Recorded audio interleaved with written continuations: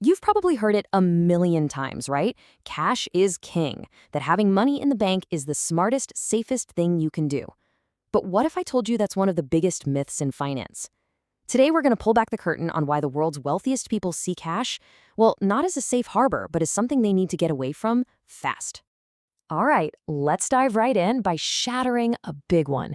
This illusion that your money is totally safe and sound, just sitting there in a bank account. So I want you to think about this for a second.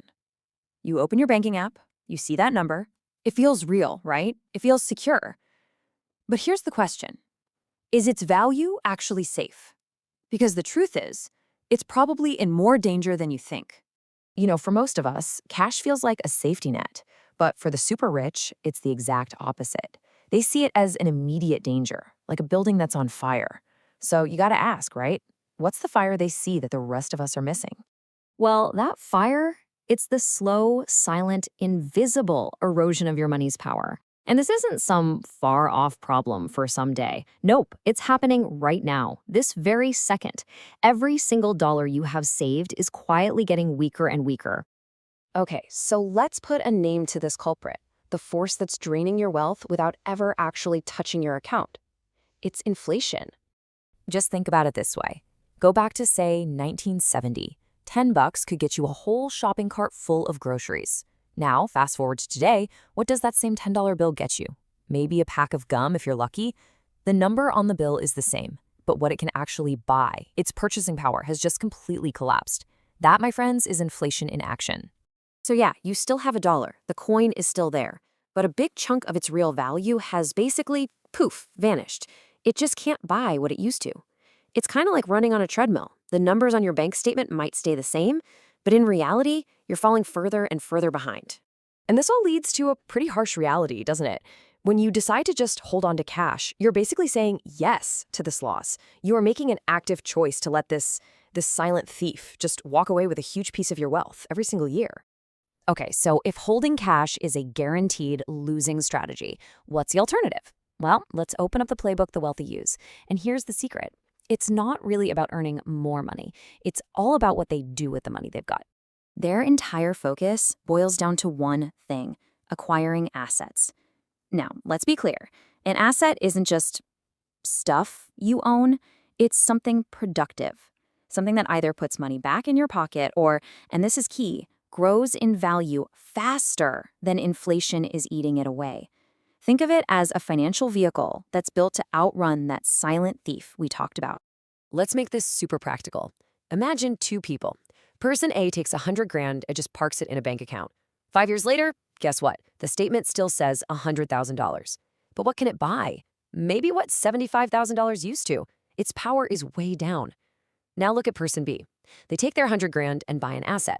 What happens? Well, not only does the value of that asset grow, but it could also be spitting out income along the way. The gap between them doesn't just grow, it explodes. And right there, that's the huge mindset shift. For the wealthy, cash is just temporary. It's a tool. It's the bridge you use to get from one asset to the next one. You want to get across that bridge as fast as you can. It is not the destination. It's not the place you want to build your house. But hold on. Because the real cost of just sitting on cash, it's actually way more painful than just what inflation steals from you. It's about something much bigger. So let's look at this from a totally different angle. Losing a little bit to inflation year after year, yeah, that's bad. But the real gut punch of a cost, it's all the growth, all the income you're not gaining because your money is just sitting on the sidelines instead of being out on the field working for you. See, over time, cash actually has a negative return. Its real value goes down. But a good asset, it's designed to go up. And it often compounds, growing faster and faster. That huge widening gap between what your money is doing and what it could have been doing, that, my friend, is opportunity cost. This idea just flips the whole script, right? We're taught that savings in the bank is an asset, but when you really think about all the growth you're missing, that pile of cash starts to look a lot more like a liability, almost like a debt that you're paying on every single day, in the form of lost potential.